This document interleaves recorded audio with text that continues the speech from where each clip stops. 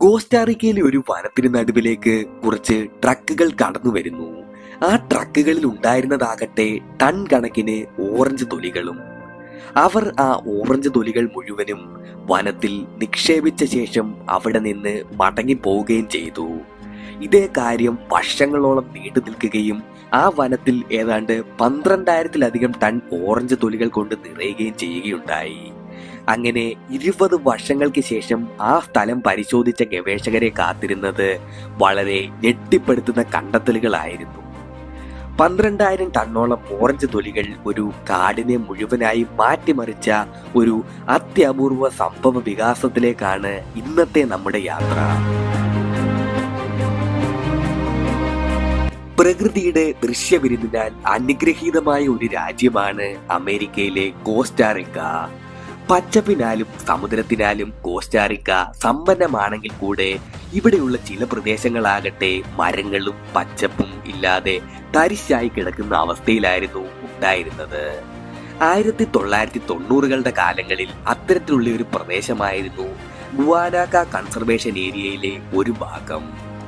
നൂറ്റാണ്ടുകളായി ഇവിടെ കന്നുകാലികൾ മേഞ്ഞു നടന്നതിനാൽ തന്നെ ഈ പ്രദേശത്തുള്ള മണ്ണിന്റെ പോഷക ഗുണങ്ങൾ പൂർണ്ണമായും നഷ്ടപ്പെട്ട് ഇവിടെ മരങ്ങളോ ചെടികളോ ഒന്നും വളരാത്ത അവസ്ഥയിലാവുകയായിരുന്നു.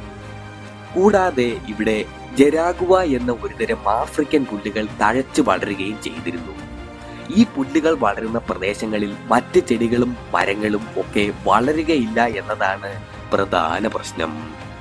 ഇത്തരത്തിൽ ഈ പ്രദേശം വർഷങ്ങളോളം ഒരു തരിശു ഭൂമിയായി പച്ചപ്പില്ലാതെ കിടക്കുകയായിരുന്നു.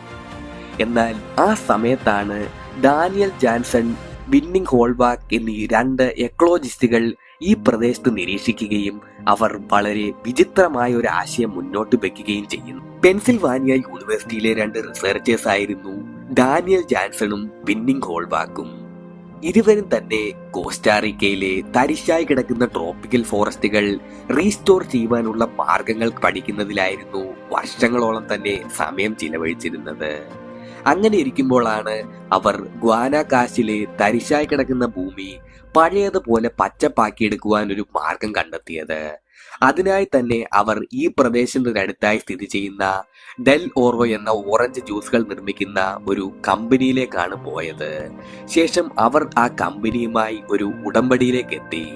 അതായത് ഡെൽ ഓറോ ജ്യൂസ് നിർമ്മാണത്തിന് ശേഷം വരുന്ന ഓറഞ്ച് വേസ്റ്റുകൾ, അതായത് ഓറഞ്ചിന്റെ തൊലികളും മറ്റ് വേസ്റ്റായി വരുന്ന ഓറഞ്ച് പൾപ്പുകളും എല്ലാം തന്നെ ഗുവാനാകാശിലെ തരിശുഭൂമിയിൽ ഉപേക്ഷിക്കണം. ഇതായിരുന്നു ആ ഉടമ്പടി കരാറിൽ ഉണ്ടായിരുന്നത്. ഓറഞ്ച് തൊലികൾ മണ്ണിനെ ന്യൂട്രിയൻസുകളാൽ സന്തുഷ്ടമാക്കുകയും അവിടെ വളർന്നു വരുന്ന ആഫ്രിക്കൻ പുല്ലുകൾ നശിപ്പിക്കുകയും ചെയ്യുമെന്നായിരുന്നു അവരുടെ നിഗമനം. സത്യത്തിൽ ഡെൽ ഓറോ എന്ന കമ്പനിക്ക് അത് നല്ലൊരു ഡീൽ തന്നെയായിരുന്നു. കാരണം ആ കമ്പനിയുടെ ഒരു പ്രധാന പ്രശ്നം തന്നെയായിരുന്നു വേസ്റ്റ് മാനേജ്മെന്റ്. ഇതാകുമ്പോൾ വലിയ ചിലവുകൾ ഒന്നുമില്ലാതെ അവർക്ക് വേസ്റ്റുകൾ ഒഴിവാക്കുകയും ചെയ്യാം. കൂടാതെ ഗവേഷകർക്ക് അവരുടെ പരീക്ഷണങ്ങൾ നടത്തുകയും ചെയ്യാം. എല്ലാത്തിനുമുപരി ഇത് വിജയിക്കുകയാണെന്നുണ്ടെങ്കിൽ ഗുവാനാക്ക കൺസർവേഷൻ ഏരിയയ്ക്ക് കൂടുതൽ പ്രദേശങ്ങൾ ലഭിക്കുകയും ചെയ്യും.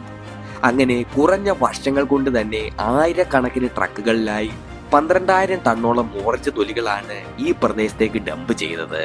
അങ്ങനെ കാലക്രമേണ ഈ പ്രദേശം ഓറഞ്ച് തൊലികൾ കൊണ്ടും ഒട്ടനവധി പ്രാണികളാലും ദുർഗന്ധത്താലും നിറയുകയായിരുന്നു. അപ്പോഴാണ് ആ സിനാരിയിലേക്ക് ടിക്കോ ഫ്രൂട്ട് എന്ന മറ്റൊരു ജ്യൂസ് കമ്പനി കടന്നു വരുന്നത്. ടിക്കോ ഫ്രൂട്ട് എന്ന കമ്പനിയുടെ പ്രധാന കോമ്പറ്റീറ്റർ ആയിരുന്നു ഡെല്ലോറോ എന്ന കമ്പനി. ആയതിനാൽ തന്നെ ഡെല്ലോറോ ചിലവുകളൊന്നും ഇല്ലാതെ തന്നെ തങ്ങളുടെ വേസ്റ്റുകൾ ഗുവാനാക്ക കൺസർവേഷൻ ഏരിയയിലേക്ക് തള്ളുന്നത് ടിക്കോ ഫ്രൂട്ട് കമ്പനിക്ക് അത്ര സഹിച്ചില്ലെന്ന് വേണമെങ്കിൽ പറയാം. അതിനാൽ തന്നെ ഡെല്ലോറോ കമ്പനിക്കെതിരെ ടിക്കോ ഫ്രൂട്ട് കേസ് കൊടുക്കുകയായിരുന്നു ചെയ്തത്. ഗുവാനാക്കയിൽ തെള്ളുന്ന ഓറഞ്ച് വേസ്റ്റുകളിൽ ടോക്സിക് കെമിക്കൽസ് അടങ്ങിയിട്ടുണ്ടെന്നും ഇത് അവിടെയുള്ള മണ്ണിനെയും പുഴകളെയും മലിനമാക്കുകയും ചെയ്യുന്നു എന്നതായിരുന്നു ടിക്കോക്കായുടെ വാദം. താമസിക്കാതെ തന്നെ ഈ വിഷയം മീഡിയ ഒന്നടങ്കം ഏറ്റെടുക്കുകയും ജനങ്ങളും ഈ പ്രൊജക്ടിനെതിരെ സ്വാഭാവികമായി തിരിയുകയുമായിരുന്നു. പല ഗ്രൂപ്പുകളും ഈ പ്രൊജക്ടിനെ അനുകൂലിച്ച് രംഗത്തെത്തിയിരുന്നെങ്കിൽ പോലും ലക്ഷക്കണക്കിന് രൂപ കൊടുത്തായിരുന്നു ഡെല്ലോറോ ഈ കേസ് വാദിച്ചിരുന്നത്. ആയതിനാൽ തന്നെ കോസ്റ്റോറിക്കൻ സുപ്രീം കോർട്ട് ഈ പ്രൊജക്ടിനെതിരായി വിധിക്കുകയും ഈ പ്രൊജക്ട് എന്നേക്കുമായി ഷട്ട് ഡൗൺ ചെയ്യുവാൻ നിർദ്ദേശിക്കുകയും ചെയ്തു. അങ്ങനെ ഡെൽ ഓറോയും ഗവേഷകരുമായുള്ള ആ പ്രൊജക്ട് അവിടെ അവസാനിച്ചു. തുടർന്ന് 16 വർഷങ്ങളോളം ആ പ്രദേശം ഉപേക്ഷിക്കപ്പെട്ട നിലയിലായിരുന്നു ഉണ്ടായിരുന്നത്. അങ്ങനെ 2013 പ്രിൻസൺ യൂണിവേഴ്സിറ്റിയിൽ ഒരു റിസർച്ച് ടീം ഈ പ്രദേശം ഒന്നുകൂടെ റീവിസിറ്റ് ചെയ്യുവാനായി തീരുമാനിക്കുകയായിരുന്നു. എന്നാൽ പിന്നീട് അവർ അവിടെ കണ്ടെത്തിയതായിരുന്നു ലോകത്തെ അത്ഭുതപ്പെടുത്തിയ കാഴ്ച. വർഷങ്ങൾക്ക് മുൻപ് തരിശായി കിടന്നിരുന്ന ആ പ്രദേശം ഇപ്പോൾ ഇടതൂർന്ന മരങ്ങൾ കൊണ്ടും പച്ചപ്പ് കൊണ്ടും പക്ഷികളാലും ജന്തുവൈവിധ്യങ്ങളാലും നിറഞ്ഞതായിരുന്നു. കൂടാതെ അവിടെയുള്ള മേൽമണ്ണിനെ ഓറഞ്ച് തൊലികൾ നിക്ഷേപിക്കാത്ത സ്ഥലങ്ങളുമായി താരതമ്യപ്പെടുത്തുമ്പോൾ ഏതാണ്ട് 176% കൂടുതൽ ബയോമാസ് അഥവാ ജൈവാംശം കണ്ടെത്തുകയായിരുന്നു. എന്നാലും ഓറഞ്ച് തൊലികൾ എങ്ങനെയാണ് ഒരു പ്രദേശം വീണ്ടും കാടാക്കി മാറ്റിയതെന്നായിരിക്കും നിങ്ങൾ ചിന്തിക്കുന്നത്. സത്യത്തിൽ അവിടെ എന്താണ് സംഭവിച്ചത് എന്നതിന്റെ എക്സാക്ട് മെക്കാനിസം ഇതുവരെ ഗവേഷകർക്ക് പോലും കണ്ടെത്തുവാൻ സാധിച്ചിട്ടില്ല എന്നതാണ് സത്യം. എങ്കിലും ഗവേഷകർ ചില തിയറികൾ ഇതിനെ സംബന്ധിച്ച് മുന്നോട്ട് വെച്ചിട്ടുണ്ട്. ഒന്നാമതായി, ഓറഞ്ച് വേസ്റ്റുകൾ മണ്ണിലെ ന്യൂട്രിയൻസിന് കാരണമാവുകയും ഇത് സസ്യങ്ങൾ വളരുവാനും മറ്റ് അനുകൂല സാഹചര്യങ്ങൾ സൃഷ്ടിക്കുകയുമായിരുന്നു. രണ്ടാമതായി, വേസ്റ്റായി നിക്ഷേപിച്ചിരുന്ന ഓറഞ്ച് പൾപ്പ് ഒരു തിക് ലെയറായി നിന്നത് കാരണം തന്നെ അവിടെ വളർന്നിരുന്ന ജെറാഗു എന്ന ആഫ്രിക്കൻ പുല്ലുകൾ നശിച്ചു പോകുവാൻ കാരണമായിരുന്നു. ഇതുകൊണ്ട് തന്നെ അവിടെയുള്ള സസ്യങ്ങൾക്കും ചെടികൾക്കും വളരുവാനുള്ള അവസരവും ലഭ്യമായി. എല്ലാത്തിലും പുറമെ ഓറഞ്ച് വേസ്റ്റുകൾ നിറഞ്ഞ കാരണത്താൽ തന്നെ ഈ പ്രദേശത്തേക്ക് മനുഷ്യർ അധികമായി ചെല്ലാത്തത് കാരണം തന്നെ അത് കൂടുതൽ പ്രകൃതിക്ക് അനുകൂല സാഹചര്യമായി മാറുകയും ചെയ്തു. ഈ പരീക്ഷണം വിജയിച്ചത് മൂലം തന്നെ ലോകത്തിന്റെ പല പ്രദേശങ്ങളിലും ഇത്തരത്തിലുള്ള സിമിലർ പ്രൊജക്ടുകൾക്ക് തുടക്കം കുറിക്കുവാൻ ഇത് കാരണമായി തീർന്നു. ഇപ്പോൾ കോസ്റ്റോറിക്കയിലെ ഒരു കൂട്ടം ഗവേഷകർ കോഫി പൾപ്പ് ഉപയോഗിച്ച് തരിശുഭൂമിയെ പച്ചപ്പാക്കി എടുക്കുവാനുള്ള പരീക്ഷണങ്ങളിലാണ്. കാപ്പി കുരുവിൽ നിന്നും കുരു വേർതിരിച്ചെടുത്തതിന് ശേഷം അവശേഷിക്കുന്ന തൊലിയും പൾപ്പും ആണ് ഇതിനായി അവർ ഉപയോഗിക്കുന്നത്.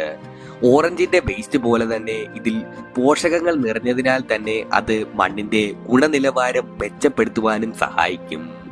ഇതിന്റെ ഭാഗമായി 2021 മനോവയിലെ ഹവായിയ യൂണിവേഴ്സിറ്റിയിലെ ഒരു കൂട്ടം ഗവേഷകർ ഒരു പരീക്ഷണം നടത്തുകയുണ്ടായി.